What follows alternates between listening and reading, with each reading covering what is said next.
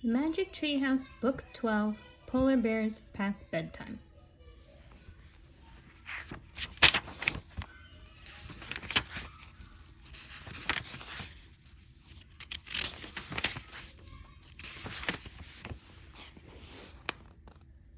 Chapter 1. Are You Serious? Whoo! The strange noise came from outside the open window. Jack opened his eyes in the dark. The sound came again.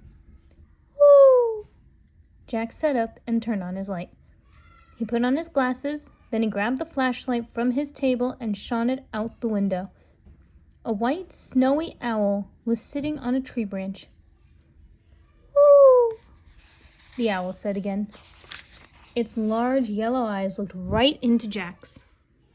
What does he want? Jack wondered. Is he a sign like the rabbit and the gazelle?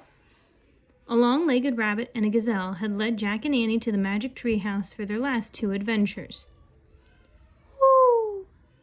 Wait a second, Jack said to the owl. I'll get Annie.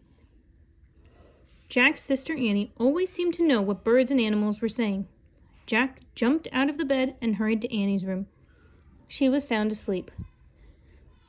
Jack shook her, and she stirred. What? She said. Come to my room, whispered Jack. I think Morgan sent another sign. In a split second, Annie was out of bed. She hurried with Jack to his room. Jack led her to the window. The snowy owl was still there. Oh, said the owl. Then he raised his white wings and took off into the night. He wants us to go to the woods, said Annie. That's what I thought, said Jack. Meet you downstairs after we get dressed. No, he says go now. Right now? We'll have to wear our pajamas. I have to put on my sneakers, said Jack. Okay, I'll put mine on too.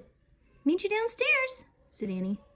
Jack pulled on his sneakers, threw his notebook into his backpack, then grabbed his flashlight and tiptoed downstairs. Annie was waiting at the front door. They silently slipped outside together. The air was warm. Moths danced around the porch light. I feel weird, said Jack.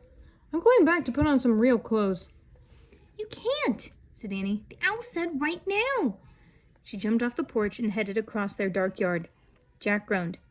How did Annie know exactly what the owl said? He wondered. Still, he didn't want to be left behind, so he took off after her. The moon lit their way as they ran down their street. When they entered the Frog Creek woods, Jack turned on his flashlight.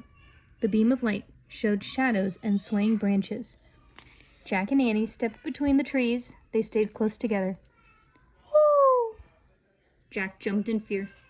It's just the white owl, said Annie. He's somewhere nearby. The woods are creepy, said Jack. Yeah, said Annie. In the dark, it doesn't even feel like our woods. Suddenly the owl flapped near them. Yikes, said Annie. Jack shone his flashlight on the white bird as it rose into the sky. The owl landed on a tree branch, right next to the Magic Treehouse. And there was Morgan Le Fay, the enchantress librarian. Her long white hair gleamed in the beam of Jack's flashlight. Hello, Morgan called softly in a soothing voice. Climb up. Jack used his flashlight to find the rope ladder. Then he and Annie climbed up into the treehouse. Morgan was holding 3 scrolls. Each one held the answer to an ancient riddle that Jack and Annie had already solved. You have journeyed to the ocean, the Wild West, and Africa to find the answers to these 3 riddles, said Morgan. Ready for another adventure? Yeah, said Jack and Annie together. Morgan pulled a 4th scroll from the folds of her robe. She handed it to Annie. After we solve this riddle, will we become master librarians and help you gather books through time? Almost, said Morgan. Before Jack could ask what she meant, Morgan pulled out a book and gave it to him. For your research, she said.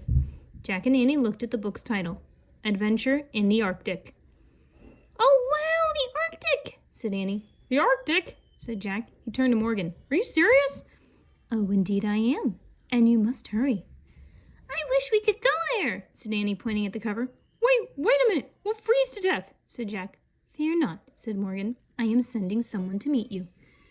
The wind started to blow. Meet us? Who? Said Jack.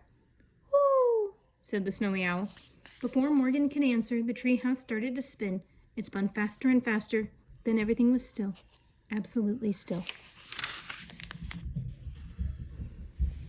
Chapter 2. The Howling. The air was crisp and cold. Jack and Annie shivered. They looked out the window at a dark gray sky. The treehouse was on the ground. There were no trees and no houses, only an endless field of ice and snow. Morgan and the owl were gone. Read the riddle, said Annie, her teeth chattering.